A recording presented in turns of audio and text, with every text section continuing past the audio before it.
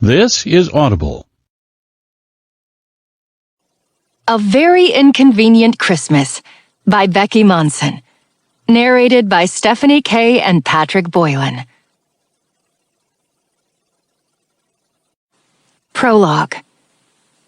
Marigold Winters, a peculiar woman of a particular age, which is none of your business, thank you very much, lives in a quaint two-story house on Snowberry Court. During the Christmas season, it could quite possibly outshine the North Pole.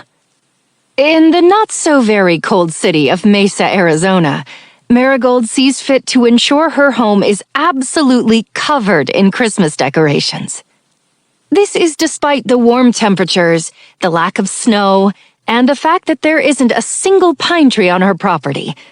Though she does have an adorable cactus in her front yard, which she lovingly adorns with lights. Indoors, outdoors, upstairs, downstairs, and yes, even the bathrooms are meticulously decorated. All items have been curated over many years.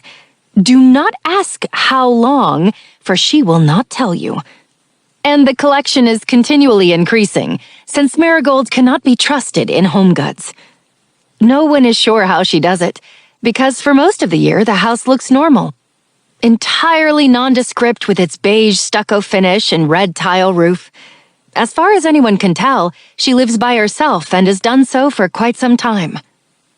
Perhaps it's a bit of proprietary Christmas magic, not unlike a certain famous North Pole resident. One day, usually around the middle of November, her neighbors awaken to a house literally covered in Christmas. Lights of all colors, garland draped over fences and balconies, wreaths in every window, and at least one inflatable Santa on the roof. It's over the top and probably visible from space, and they love it, because they all adore Marigold. What her neighbors don't know is that Marigold has a knack for finding people who've lost their love of the season, and she's made it her little secret mission to help them discover the magic they've been missing. That's if they can be saved. This season, she has her eye on not just one unsuspecting Christmas hater, but two. And that's how this story begins. On a not-so-very-cold day, the week before Christmas Eve, in a downtown city building just a few miles away. Chapter 1. I object! I shoot to my feet, finger already aimed at the most infuriating man I've ever had the displeasure of meeting. I can feel my pulse hammering behind my ribs, the sharp ache in my clenched jaw. The room goes silent. The gathering of community members, as well as the panel of council members, are all now looking at me. Someone snickers from the back of the room. My smartwatch taps me like a ticking time bomb. A message from my sister, no doubt. This meeting was supposed to be over 15 minutes ago, and I have somewhere to be. Miss Romano, I'll remind you again that this is not a court of law, Angela Kelly says as she peers down her nose at me through black-framed glasses, her tight coils of black hair pulled back into a severe bun. She's the council member who's running this meeting.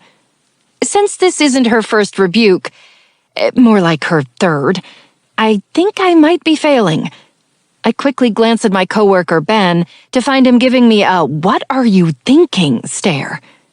I'm thinking that this guy, this idiot, is ruining everything.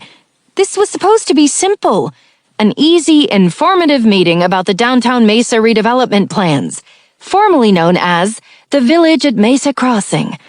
All I need is the approval of the city council, and then Desert Vista Construction, the company I work for, can get started just after the new year.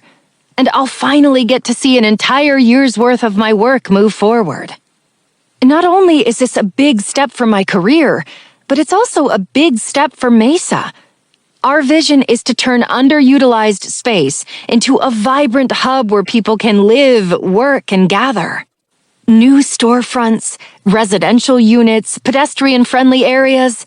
It's about revitalizing the heart of the city, not just adding buildings. This is what I told the council